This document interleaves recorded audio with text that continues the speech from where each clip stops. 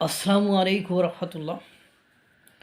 যেখানে আজকে কাশ্মীরে পাক জঙ্গি ঘাঁটিতে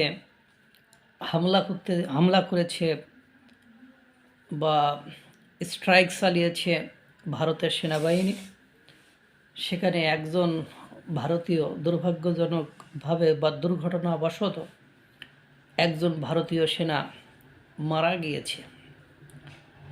কিন্তু জঙ্গি ঘাঁটি কাশ্মীর অঞ্চলের একেবারে মানে লণ্ডভণ্ড করে দিয়েছে, খতম করে দিয়েছে। অন্যদিকে ভারত আর চীনের সীমান্তে, ভারত এবং চীনের সীমান্তে এক নজিরবিহীন ঘটনা ঘটেছে। ভারতের এক সদস্য সেখানে ভারতের এক সেনা সেখানে অসুস্থ হয়ে পড়ে যায়। পরবর্তীতে চীনের সৈন্যরা সেখানে এসে এই ঘটনাটি দেখে তাকে সুন্দর করে সৈন্যরা অসুস্থ হলে, আক্রান্ত হলে যেভাবে নিয়ে যায়, ঠিক সেভাবে চিকিৎসা করার জন্য ঘাড়ে তুলে নিয়ে চলে যায়। তাকে হাসপাতালে চিকিৎসা করার জন্য সেই এবড়ো থেবড়ো পাহাড়ি অঞ্চল, সমুদ্র কূলবর্তী অঞ্চল বা নদীর দেখলাম একেবারে সেখানে যোগাযোগ ব্যবস্থা খুব রেয়ার, কঠিন, দুর্বোধ্য এবং জটিল অবস্থা দেখলাম। সেখান থেকে নিয়ে গেল।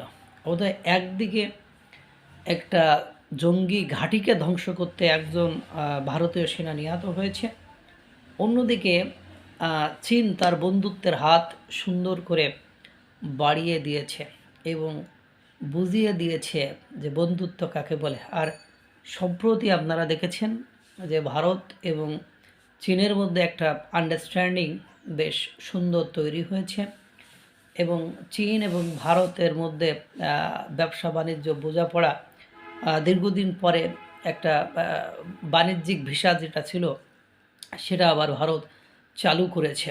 আর ব্যবসা বাণিজ্যের অগ্রসর বা অগ্রগতি উন্নতির জন্য একে অপরের ভেতরে যে কোঅপারেটিভ যে সিস্টেম, যে সেই দিকেই মুড নিয়ে তারা এগিয়ে যাচ্ছে।